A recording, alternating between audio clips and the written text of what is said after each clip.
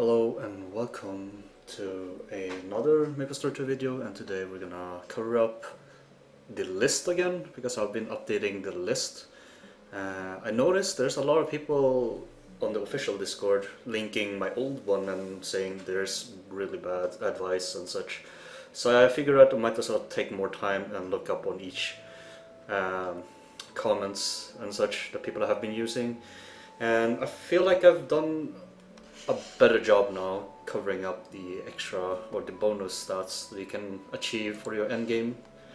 So first off, I do want to bring up that there's no information or a link or image about Runeblader's blade or the weapon that the Runeblader uses, but what I would assume it's similar to Greatsword. So if you are looking at the Greatsword, you're gonna see similarity on the Runeblade. However, you are probably gonna have all the elemental that it has: fire, ice, and lightning. So that's the stats difference or that you can unlock on a Runeblade. Now, starting off, we're going off with the stats of each weapon and offhand. Piercing is going to be your prioritized stats that you want to go for, obviously. Piercing is such a good stat and required to have to stack up and to reach that threshold at 30%. Now, going off with secondary stats, there's been people commenting about don't waste your second stat on physical piercing because you can get it from a glove, you can get it from other stats like accessories and such. So go with something else if you want to on a two-handed weapon. And that would be, let's say, boss damage, for example, is a good secondary stat. Or you can go critical damage if you want to aim for that critical damage boost. Or, you know, go for total damage. That's also acceptable. Or physical attack. Or magical attack. So it's really a diverse, like, you have a lot of options there. I know there's no indicator on the image, but if you're watching this video, then make sure to remember that in this particular image, it's just, you know, an optional thing that you can choose. And I'm not putting it as a prioritization because I did mark it as red before, but now it's all about your own option on what kind of equipment or setup that you have and what current stats you have for yourself. Now, going off with the throwing stars, I added critical damage, and the reason for that is throwing stars, well, it's an assassin, and assassin has a chance of having 100%, or not, doesn't have a chance, but it has a skill that increases or you have critical hits 100%. So during that time, you could increase your critical damage and obviously get a really high DPS from that. Other than that, I don't think I've changed much of the weapons and offhands. So we're gonna go off with the armor. So on the armor, as we can see, the prioritization over here is the boss damage. It's marked red on each one of them. The second stats that you want to focus on is either physical magical attack or one of your core or main stats that you have. With this, you're gonna have pretty good, decent, you know, damage boosts from your equipments. You could also get accuracy, but I feel like it will fall off because with accuracy you could get, for example, from the accessories or from the gemstones that you can upgrade. So it would be a little bit waste of stats, but it's still, you know, something you want to think about or have it for temporary moment. So go with that if you want to. But these are my optional choices that I would put on the link or on the image. And as for accessories or gloves in general, gloves is the only one that has physical piercing and magical piercing, so go with that. And the secondary stats would be boss damage for the min-max or best in slot. For shoes, you're gonna have boss damage as main stats, and then you could choose either movement speed, because that's a very rare stats that you can get to increase your movement speed, or go for the core stats or main stats, strength, dexterity, intelligence, luck, or go for the physical or magical attack for that increased damage. Going down to accessories now, everything will need piercing because that's the same thing as weapon. You want to focus on piercing on all your accessories. The secondary stats could be either damage to boss, accuracy, magic physical piercing, and ranged or melee damage. Those are the most recommended stats, I would say. You could go for accuracy if you can, to fill in that extra accuracy, but you can also sock it, as I said earlier, with gemstones with accuracy. So if you want to go for pure damage, it's damage to boss or critical damage, depending on what you need, or melee or ranged damage. Now, something I would like to comment about as well is, I haven't tried this out, but if you are playing with an element, such as a mage plays with fire, for example, or if a runeblade plays with, you know, electric damage only, you can try to stack up on the electric damage, you know, the elemental damage that you have over here that's shown: fire, ice, electric, poison, even holy. So you could go for that, but I wouldn't recommend it. It's something that's, you know, just a filler in case you can or don't want to bother with. But it's just a filler in case you want to try some theory crafting or whatnot to see if it actually increases more damage to your abilities. Now, going off with the endgame stats on the top right, it says endgame stats, yes, 30% on piercing is what you want to aim for. Accuracy is going to be at 100 plus, roughly 100, yes, for you to be able to hit the chaos bosses.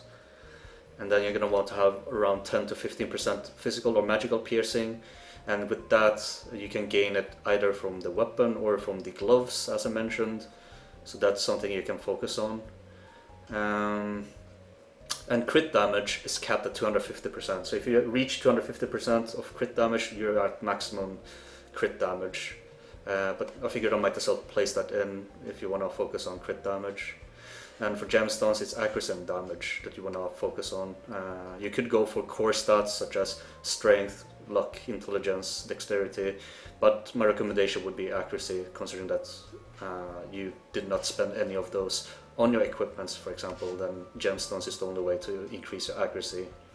When I say damage, it's either, as I said, the main stats or the bonus attack. That's the optional part for, or mandatory parts for gemstones. You usually have 3 slots, as you can see in these purple equipments. So you could put 1 accuracy and then 2 damage gemstones, or put even more accuracy and then 1 damage gemstone. So going off, I updated the list. The list is slightly larger now. So we got the Veracant's wings, which is really nice to have if you don't want to farm the absolute cape. Veracant wings is really nice for pretty much every class, but it's also especially good for a ranged class such as heavy gunner, assassin, or archer, because of the attack speed. The piercing buff is pretty good as well. It's not something you would have permanently, but it's a chance to proc it for 8 seconds. As for Balrog wings, pretty much best in slot, but also it could be replaced with absolute cape. But it's best in slot for the melee classes. You have piercing and melee damage as a bonus attribute, and it can go up and down with the stats, but it's only those 2 stats that you can get from the cape. Going off with Veracant horns, that's also something you could argue about best in slot. It's pretty good, considering that it has a proc chance to increase your physical and magic damage for 11.5% for 8 seconds. Really good in comparison to absolute, or pretty much your class purple item. So if you find Veracant's horns, make sure to use it or sell it for money, and then try to attempt for your purple headpiece instead with the RNG of bonus attributes. As for necklace, there's 2 of them. Forgotten Heart for the what's it called? For the mages. You have piercing and magic piercing from the Forgotten Heart amulet. You can also get Kandura's pendant, which is pretty good. You gain increased damage as you sacrifice your health. It's literally blood price 24/7. So you're gonna lose out on health while you're damaging. Gearing this will be slightly hard, or at least unlocking the sockets, because you need duplicates of the same pendant or amulet to actually unlock the sockets. It's 50% and 45% for the second socket, and you're gonna need multiple of these. So it's slightly harder. I would recommend going with a regular amulet that you can get with fragments. That's easier for you to farm, but it also costs a little bit more, considering it costs 500 to open up one. But it's easier to unlock these sockets with those. As for the earrings, Nutaman's earrings, I would not recommend it. I placed it in because it's one of the unique drops that you can get from Rune Temple, or at least in the hard dungeons that we have available right now. I would not recommend it, but it is pretty good. I would say in overall, attack speed is at 5%, accuracy is +6 if you're lacking of accuracy. You have a chance of healing yourself, but I would not recommend it, considering that you have better earrings such as the blue savagery earrings or purple earrings, absolute earrings, that you can get piercing and damage to boss, for example. Now, for optional gloves, there is the Darkness or Dark Descent gloves. You purchase these by completing Dark Descent. You get Javi fruits, and you can purchase these gloves for I believe 800 Javi fruits. And with that, it's a temporary item, as I mentioned with the arrow down here, but it's one of the best gloves out there that gives you a physical piercing. I'm not sure if it's magical piercing if you have a mage class, but it does give you that piercing +8%. That's pretty high as well. So that's what I mentioned earlier when it comes to weapons. You don't have to focus on getting physical piercing or magical piercing, because you could get the gloves that gives you that high of amount of piercing for your class. So that's it about this, and I'm gonna show off a little bit more about the updated versions of all my builds for each classes at level 60. We still have the old builds regarding Berserkers, for example, the Groundbreaker build. It's being shown over here. Image, everything's going to be explained in the image, so I'm going to leave all of this in the description below. But it's just to showcase, what kind of build I'm going with. And there's always there's also the Void Slash build, for example, that you can spend on. There are people that would argue about having higher deep wounds, for example. It's up to you, but I would, play around and see which one I would prefer. And going off with Knight, we have the DPS build that's shown majority of the time, or at least now you don't need to shield people, so going with the DPS build is really, really nice in general. And then we have the shield build, which prioritize the shields at low cooldowns. They're both maxed out, but you also have your main DPS skills and traveling or mobility skills to use. For Wizard, we covered up the level 60 build. This is the final image out of this 60 build, because I know the video doesn't really show the level 60 build, and this is why I decided to make the images on each class that I played with, and more information about that in the description. Priest build, I've only made a DPS priest build at the moment. I don't know for raid build or if you need any more healing, but I feel like this is all the offensive skills that I could unlock, that I could use to dish out as much damage as I can while having a decent amount of heals for parties and raids. Archer, same thing here. This is mainly for raiding because of the Sharp Eye. You have Sharp Eye maxed out. It's literally a raid utility. You can use it for dungeons as well. If you don't like that, if you want to prioritize your own damage, you could go down the Agile Archer, but I would not recommend it, considering that we're gonna get raids eventually. It's pretty much November soon. So stick with the raid build, get used to it, and yeah. As for Heavy Gunner, I know a lot of people had backlash about my Heavy Gunner build. I updated it now. The class has been fixed now with the charging mechanics. Same thing with the archer, but it doesn't affect them that much. But for heavy gunner, I picked out this build. I'm not sure if it's the best, but if you do like this build, feel free to comment about it. It's literally 2 skills that are AoE and for stationary when they stand still. 1 burst skill, or actually 2 burst skills. One is chargeable and one is instant. And then you have automatic skills that can be used with your bread and butter skill, which is the bullet spray, I believe. And for thief builds, this is literally the same thing as the guide that I mentioned on my thief video.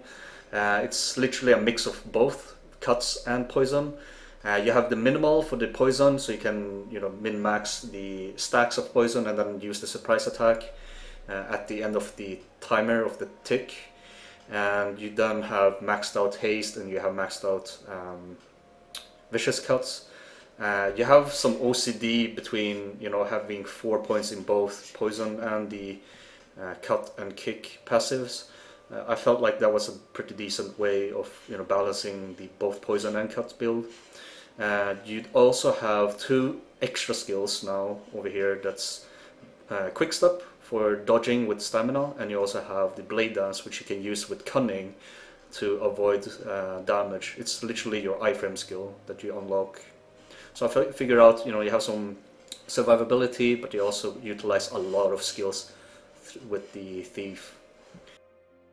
And for the last class we got assassin. I only did 1. I felt like this is probably the most optimal when it comes to raiding. Raiding will require you to have the Mark of Death, and with Mark of Death you can utilize with Shadow Burst to deal extra damage when you have Mark of Death activated. So going the Shadow path, I feel like this would be the optimal raiding dungeon build. You have your 100% crit Fatal Strikes available at 10. You spam Lucky Star and Shadow Chaser as your main DPS macro together, and then you use manually Shadow Grind and Shadow Burst to burst down the enemy. You also have the Shadow Arts to boost up your skills of these 2 burst skills, and that's pretty much it for level 6 there. But yeah, thank you very much for watching this video. I'm gonna leave the image and the links all in the description below, so you have this as a source of information. If people are commenting down below in the YouTube section, then feel free to do that if you have any other questions or if you want to add up some more information. Hopefully we will see some people in the Discord to not appreciate, but finally see me updating at least my builds, because I feel like I haven't been really looking up on the correct stats or correct information. So I hope this will please them, and I made it slightly more or improved from the first image. But yeah, thank you very much for watching, and I'll see you guys in the next video.